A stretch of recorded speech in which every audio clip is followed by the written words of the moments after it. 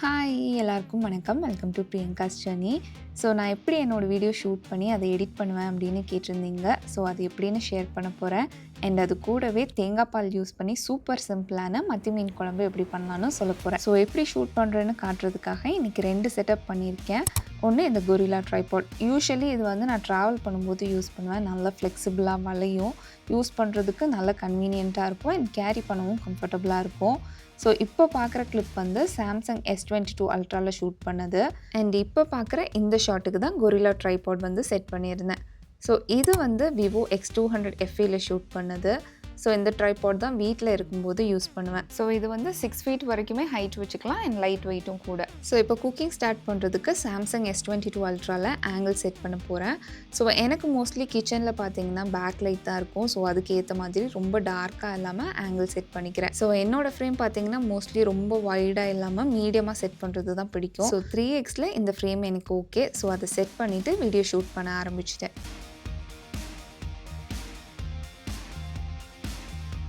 So என்னோடய routine vlogs எல்லாம் இந்த மாதிரி தான் ஃப்ரேம் செட் பண்ணி 9:16 ஷூட் பண்ணுவேன். ஸோ ஃபஸ்ட்டு நான் என்ன பண்ணுறேன் அப்படிங்கிறது வைட் ஷாட் அண்ட் குக்கிங் பண்ணும்போது அதோட க்ளோஸ்அப் ஷாட் வந்து எடுப்பேன்.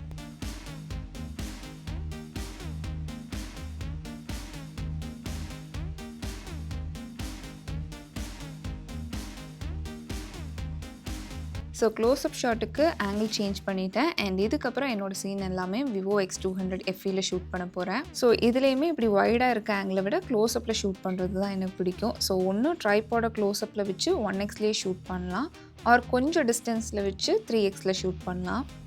ஸோ யூஸ்வலி நம்மளோட ஃபோனோட செட்டிங் வந்து 1080p 30 fpsல இருக்கும். ஸோ அதில் வந்து ஷூட் பண்ணலாம். ஆர் குவாலிட்டி வந்து ஹையாக வேணும் அப்படின்னா 4K 60 fpsல வச்சு ஷூட் பண்ணலாம். அண்ட் நம்ம கேமராவில் ஷூட் பண்ணும்போது கிரிட் லைன்ஸும் லெவல் இண்டிகேட்டரும் ஆன் பண்ணி வச்சுருந்தோம் அப்படின்னா கேமரா ஃப்ரேம் செட் பண்ணுறதுக்கும் அலைன் பண்ணுறதுக்கும் கரெக்டாக இருக்கும். அண்ட் கொஞ்சம் சினிமேட்டிக்காக வேணும் அப்படின்னா போர்ட்ரேட் அப்படின்னு ஒரு ஆப்ஷன் இருக்கும். அதை யூஸ் பண்ணோம் அப்படின்னா பின்னாடி கொஞ்சம் பிளர் எஃபெக்ட் கிடைக்கும். அது வந்து பார்க்குறதுக்கு நல்லாயிருக்கும்.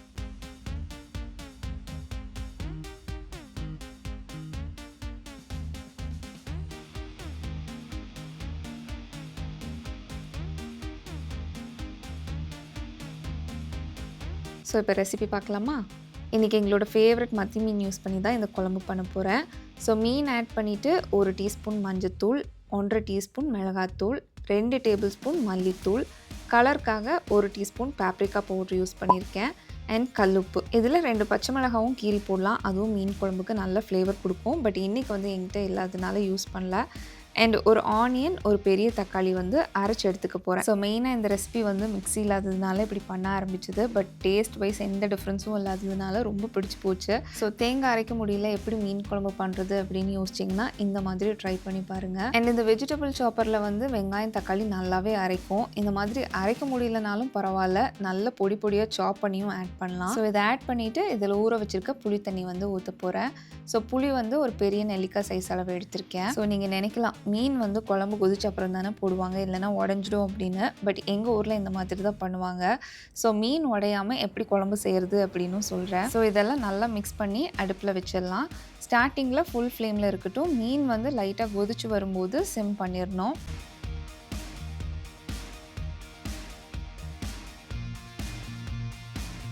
ஸோ அந்த கேப்பில் நான் மற்றதெல்லாம் குக் பண்ண போகிறேன். ஸோ இன்றைக்கி மெனு பார்த்தீங்கன்னா மத்தி மீன் குழம்பு, பாலக்கீரை, பட்டர் கார்லிக் ப்ரான். அண்ட் இந்த ப்ரானோட ரெசிபி வந்து ரீலில் ஷேர் பண்ணுறேன்.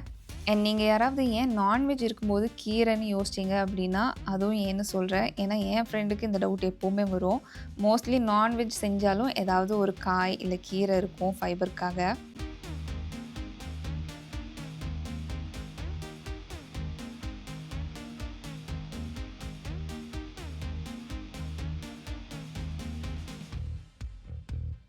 ஸோ குழம்பு குக் ஆனதும் வெந்தயமும் சீரகமும் அரைச்சி ஆட் பண்ணோம். ஸோ அதுக்கு பார்த்திங்கன்னா ஸ்பைசஸ் எல்லாம் கிரைண்ட் பண்ணுறதுக்கு இந்த காஃபி கிரைண்டர் வாங்கியிருந்தோம். ஆக்சுவலி இது வாங்கும்போது வெட் பண்ண முடியாதுன்னு யோசிக்காமல் தான் வாங்கினோம். பட் ஸ்பைசஸ் எல்லாம் அரைக்கிறதுக்கு நல்லாவே ஹெல்ப்ஃபுல்லாக இருக்குது.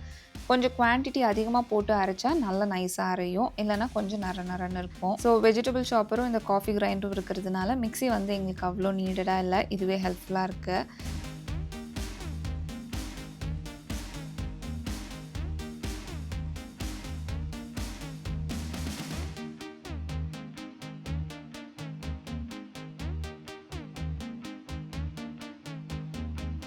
அண்ட் மெயினான விஷயம், மீன் உடையாமல் இருக்கிறதுக்கு குழம்ப வந்து கரண்டி போட்டு கிண்டக்கூடாது. ஜஸ்ட் இந்த மாதிரி தான் பண்ணணும். இல்லைன்னா மீன் வந்து உடஞ்சி போயிடும்.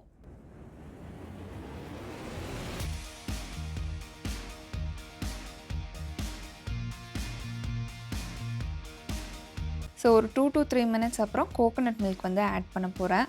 நான் அமெரிக்கன் கிளாசிக் அப்படிங்கிற பிராண்ட் தான் யூஸ் பண்ணிகிட்ருக்கேன். இதில் தான் வந்து ப்ரிசர்வேட்டிவ்ஸ் இல்லாமல் இன்க்ரீடியன்ஸில் கோகோனட் மில்க் மட்டும் போட்டிருக்காங்க. மோஸ்ட்லி ஒரு சிலதில் வந்து ப்ரிசர்வேட்டிவ்ஸ் போட்டிருப்பாங்க. ஸோ இது ஒன்று வாங்கினேன் அப்படின்னா எனக்கு வந்து 4 டைம்ஸ் கிட்ட வரும். ஸோ குழம்பெல்லாம் பண்ணும்போது இப்போல்லாம் கோகோனட் மில்க் தான் யூஸ் பண்ணி குக் பண்ணிகிட்ருக்கேன். ஸோ தேங்காய் பால் ஊற்றின அப்புறம் குழம்போட திக்னஸ் வந்து எந்த அளவுக்கு வேணுமோ அது வரைக்கும் குக் பண்ணிவிட்டு தாளித்து இறக்கிக்கலாம். இப்போ வந்து நான் 1 டேபிள் ஸ்பூன் கோகோனட் ஆயிலும் கருவேப்பிலையும் போட்டு ஆஃப் பண்ணி இதே சூடில் ஒரு 10 நிமிஷம் வைக்க போகிறேன். ஸோ அவ்வளோதான், ரொம்ப சிம்பிளான மீன் குழம்பு. லுக் வைஸும் டேஸ்ட் வைஸும் எந்த டிஃப்ரென்ஸும் இல்லாமல் ரெடி.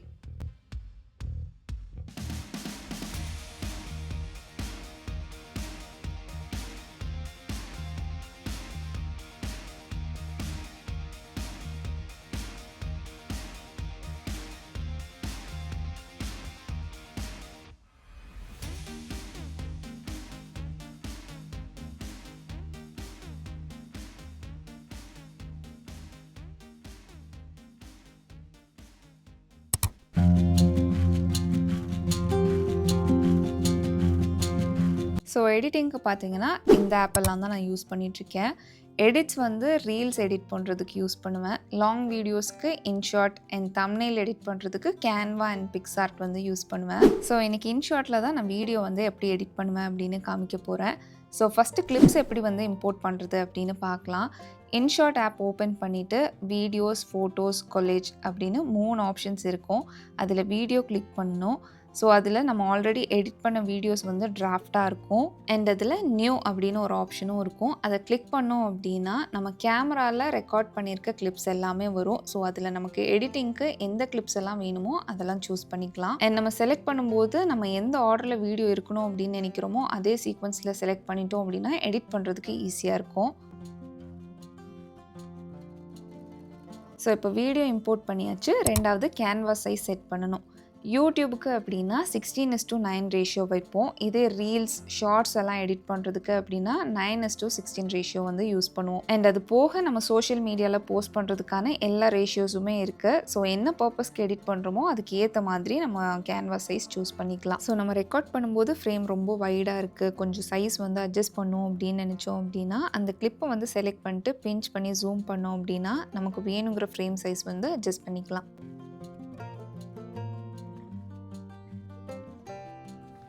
ஸோ அடுத்தது எப்படி வீடியோ ஸ்ட்ரிம் பண்ணுறது அண்ட் கட் பண்ணுறது அப்படின்னு பார்க்க போகிறோம். ஸோ நம்ம ரெக்கார்ட் பண்ணியிருக்க வீடியோவில் எந்த விஷயம் காட்டணும், எதை காட்டக்கூடாது அப்படின்னு இதை யூஸ் பண்ணி தான் பண்ணுவோம். ஸோ இப்போ மீன் சட்டியில் மீன் போட்டதுக்கப்புறம் நெக்ஸ்ட்டு மசாலா ஆட் பண்ணணும். ஸோ இது ரெண்டுக்கும் நடுவில் இருக்க கேப்பை வந்து கட் பண்ணுறதுக்கு ஸ்ப்ளிட்டுன்னு ஒரு ஆப்ஷன் இருக்குது, அதை யூஸ் பண்ணி தான் பண்ணணும். ஸோ நான் மீன் போட்ட அப்புறம் ஸ்ப்ளிட் கொடுக்குறேன். தென் அடுத்த ஆக்ஷன் மசாலா போடுறது, அந்த இடத்துல ஒரு ஸ்ப்ளிட். ஸோ இப்போ ஸ்ப்ளிட் பண்ண அந்த கிளிப்பை வந்து டெலிட் ஆப்ஷன் யூஸ் பண்ணி டெலிட் பண்ணிக்கலாம். ஸோ இந்த மாதிரி ஒன்று பண்ணலாம். இல்லை அப்படின்னா ஸ்ப்ளிட் பண்ணிவிட்டு ஒரு குட்டி ஆரோ மாதிரி இருக்குல்ல, அதை வந்து லைட்டாக முன்ன பின்ன மூவ் பண்ணி ட்ரிம் பண்ணலாம். ஸோ சின்ன சின்ன அட்ஜஸ்ட்மெண்ட்ஸ்க்கெல்லாம் ட்ரிம் யூஸ் பண்ணுவேன். நிறைய கேப் இருக்க இடத்துல டெலிட் ஆப்ஷன் யூஸ் பண்ணுவேன்.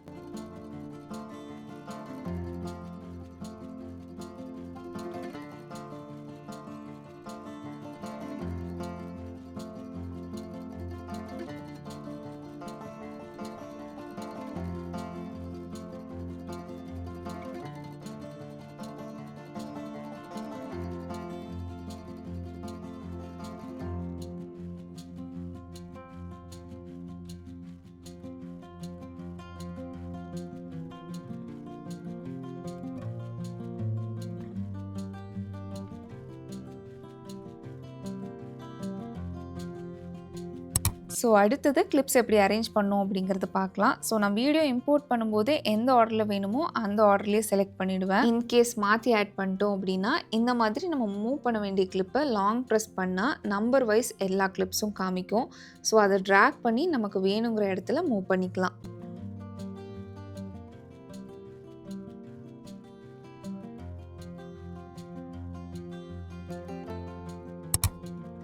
So next text and captions வந்து எப்படி ஆட் பண்ணுறதுன்னு பார்க்கலாம்.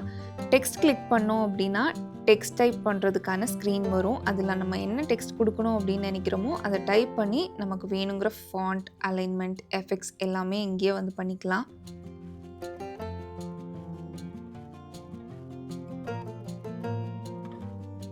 ஸோ இப்போ நீங்கள் பார்க்குறது நான் இன்ட்ரோவில் பண்ணியிருக்க டெக்ஸ்ட் எஃபெக்ட் தான் எப்படி பண்ணுறதுன்னு காமிக்கிறேன். ஸோ எந்த கிளிப்புக்கு அந்த டெக்ஸ்ட் எஃபெக்ட் பண்ணுறோமோ அந்த கிளிப் மட்டும் தனியாக க்ரியேட் பண்ணிவிட்டு அதில் டெக்ஸ்ட் ஆட் பண்ணணும். ஸோ 2 சைஸில் டெக்ஸ்ட் ஆட் பண்ண போகிறேன். எப்போவும் இந்த மாதிரி டெக்ஸ்ட் ஆட் பண்ணும்போது சேம் டைமிங்கில் டெக்ஸ்ட் வரணும் அப்படிங்கிறதுக்காக காப்பி அப்படிங்கிற ஆப்ஷன் வந்து சூஸ் பண்ணணும்.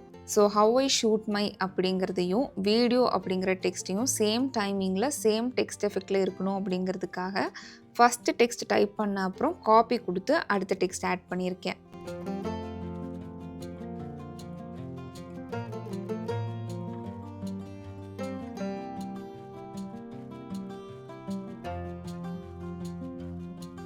ஸோ இந்த டெக்ஸ்ட் ஆட் பண்ண அப்புறம் இந்த வீடியோ வந்து எக்ஸ்போர்ட் பண்ணி நம்ம எடிட் பண்ணிட்டு இருந்த ஒரிஜினல் வீடியோவில் இம்போர்ட் பண்ண போகிறோம்.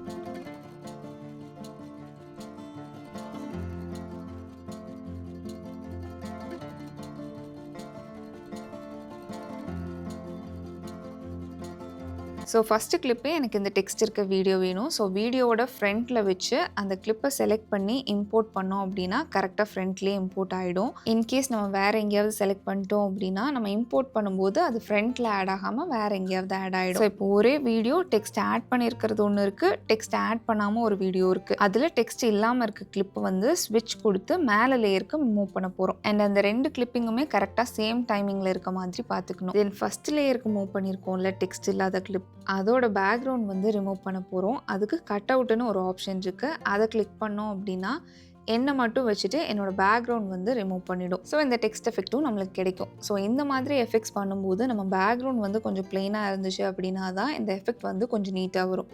ஸோ அடுத்தது வீடியோவில் எப்படி எஃபெக்ட்ஸ் அண்ட் ட்ரான்சிஷன் ஆட் பண்ணுறது அப்படின்னு பார்க்க போகிறோம். ஸோ எஃபெக்ட்ஸ்னு ஒரு ஆப்ஷன் இருக்குது. அதை கிளிக் பண்ணோம் அப்படின்னா நிறைய எஃபெக்ட்ஸ் அண்ட் ஃபில்டர்ஸ் இருக்குது. ஸோ அது வந்து எந்த மாதிரி வீடியோஸ்க்கு தேவைப்படுதோ அந்த மாதிரி சூஸ் பண்ணிக்கலாம். ஸோ இதெல்லாம் மோஸ்ட்லி இன்ட்ரோ மாதிரி வீடியோஸ் எடிட் பண்ணும்போது தான் நான் யூஸ் பண்ணுவேன். அண்ட் எஃபெக்ட்ஸ் வந்து சூஸ் பண்ணும்போது அது எந்த டியூரேஷன் வரைக்கும் இருக்கணும் அப்படின்னு நம்ம வந்து சூஸ் பண்ணிக்கலாம். அதுக்கு அந்த எஃபெக்ட் வந்து ஆட் ஆகிருக்குல்ல, அதை வந்து கிளிக் பண்ணோம் அப்படின்னா 2 சைடும் ஒரு குட்டி ஆரோ மார்க் மாதிரி இருக்கும். அது நம்ம வேணுங்கிற இடம் வரைக்கும் மூவ் பண்ணிக்கலாம். ஸோ எனக்கு வந்து இந்த கிளிப் ஃபுல்லாக இந்த எஃபெக்ட் வேணும் அப்படிங்கிறதுனால இந்த ஆரோ மார்க் கிளிக் பண்ணி கிளிப் எண்ட் அப்படின்னு கொடுக்குறேன். ஸோ இந்த எஃபெக்ட் வந்து இந்த கிளிப் ஃபுல்லாக அப்ளை ஆகிடும். ஸோ நெக்ஸ்ட்டு ட்ரான்சிஷன் பார்த்தீங்கன்னா டிஃப்ரெண்ட் சீனுக்கு ஆட் பண்ணுவாங்க. மோஸ்ட்லி இந்த வீடியோவோட ஸ்டார்டிங்கில் எங்கேயுமே நீங்கள் வந்து ட்ரான்சிஷன் ஆட் பண்ணி பார்த்துருக்க மாட்டீங்க. பட் இந்த குக்கிங் சீனுக்கு அப்புறம் நான் எப்படி வீடியோ எடிட் பண்ணுறேன் அப்படின்னு ஒரு கிளிப்பிங் இருக்குல்ல, அந்த டிஃப்ரென்ஸ் காமிக்கிறதுக்காக அந்த இடத்துல நான் ட்ரான்சிஷன் கொடுத்துருக்கேன். ஸோ ட்ரான்சிஷன்லேயும் பார்த்தீங்கன்னா பேசிக்லேருந்து நிறைய டைப்ஸ் இருக்குது. நான் வந்து மோஸ்ட்லி பிளாக் அவுட் தான் யூஸ் பண்ணுவேன்.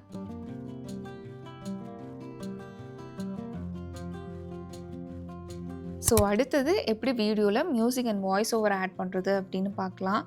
ஸோ ஆடியோ கிளிக் பண்ணோம் அப்படின்னா மியூசிக், எஃபெக்ட்ஸ், ரெக்கார்ட் அப்படின்னு 3 ஆப்ஷன் இருக்கும். ஸோ மியூசிக் கிளிக் பண்ணோம் அப்படின்னா நம்ம ஃபோனில் வச்சுருக்க மியூசிக் அண்ட் ஆப்பில் டிஃபால்ட்டாக இருக்க மியூசிக் அண்ட் சவுண்ட் எஃபெக்ட் இதெல்லாமே இருக்குது. நான் வந்து காப்பிரைட் இஷ்யூஸ் அவாய்ட் பண்ணுறதுக்காக யூடியூப் ஸ்டூடியோவில் இருக்க மியூசிக் தான் டவுன்லோட் பண்ணி யூஸ் பண்ணிகிட்ருக்கேன். ஸோ மியூசிக் ஆட் பண்ணதும் நம்ம வாய்ஸ் ஓவர் கொடுக்குற இடத்துல மியூசிக் வந்து ரொம்ப டாமினேட்டிங்காக இல்லாமல் இருக்கிறதுக்காக அந்த மியூசிக்கோட வால்யூம் வந்து கம்மி பண்ணணும். ஸோ அப்போ தான் நம்ம வாய்ஸ் ஓவர் கொடுக்கும்போது நம்ம வாய்ஸ் வந்து கிளியராக இருக்கும்.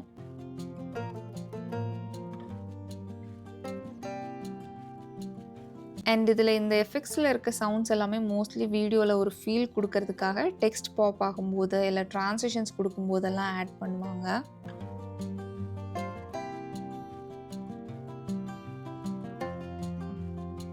ஸோ வாய்ஸ் ஓவர் கொடுக்கறதுக்கு ஜஸ்ட் நம்ம ரெக்கார்ட் கிளிக் பண்ணால் போதும், இந்த மாதிரி காமிக்கும். அதில் ரெட் பட்டன் கிளிக் பண்ணி நம்ம பேச ஆரம்பிச்சுக்கலாம்.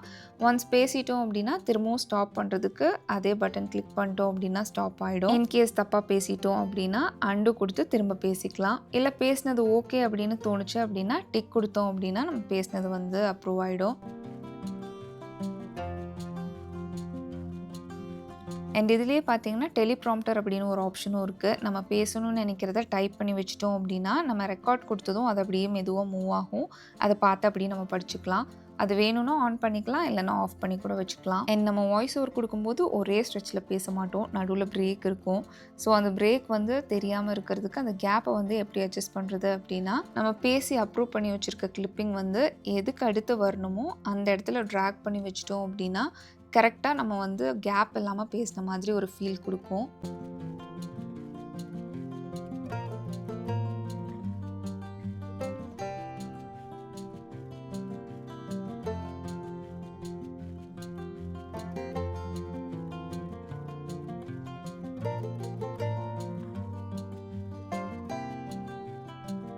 அண்ட் நம்ம பேசியிருக்க ரெக்கார்டிங்கில் ஏதாவது ஒரு பிட் வந்து ட்ரிம் பண்ணணும், ஏதாவது கரெக்ஷன் பண்ணணும் அப்படின்னு நினச்சோம் அப்படின்னா இந்த மாதிரி நம்ம வந்து ட்ரிம் பண்ணிக்கலாம்.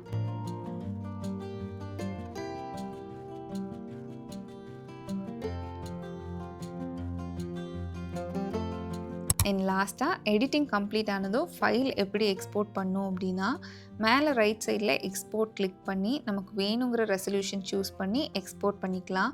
மோஸ்ட்லி 4K 60 FPSல ஷூட் பண்ணி 1080p 30 FPSல எக்ஸ்போர்ட் பண்ணணும்னு சொல்லுவாங்க. பட் எனக்கு என்னமோ 4Kல எக்ஸ்போர்ட் பண்ணுறது தான் ஒரு சாட்டிஸ்ஃபேக்ஷன் கொடுக்குது. ஸோ 4K 60 FPSல வச்சு எக்ஸ்போர்ட் பண்ணிடுவேன். அண்ட் இன்கேஸ் எக்ஸ்போர்ட் பண்ண ஆரம்பித்ததும் ஏதாவது சேஞ்சஸ் பண்ணணும், எக்ஸ்போர்ட் கேன்சல் பண்ணணும்னு நினச்சாலும் இந்த இன்டூ மார்க் கிளிக் பண்ணி எக்ஸ்போர்ட் கேன்சல் பண்ணிக்கலாம். அண்ட் எல்லாமே ஓகே எக்ஸ்போர்ட் பண்ணிக்கலாம் அப்படிங்கும்போது ஆப் க்ளோஸ் பண்ணாமல் இதே ஸ்க்ரீனில் தான் இருக்கணும். ஸோ நம்ம வீடியோட லென்த்தை பொறுத்து எக்ஸ்போர்ட் டைம் வந்து மாறும். ஸோ நான் வந்து இப்படி தான் வீடியோ ஷூட் பண்ணி எடிட் பண்ணுவேன். ஹோப் இந்த வீடியோ வந்து உங்களுக்கு ஹெல்ப்ஃபுல்லாக இருந்திருக்கும் அப்படின்னு நம்புகிறேன். இந்த வீடியோ பிடிச்சிருந்தால் லைக் பண்ணுங்கள், ஷேர் பண்ணுங்கள், சேனலை சப்ஸ்கிரைப் பண்ணுங்கள். ஏதாவது சொல்லணும்னு நினச்சிங்கன்னா கமெண்ட் பண்ணுங்கள். தேங்க்யூ.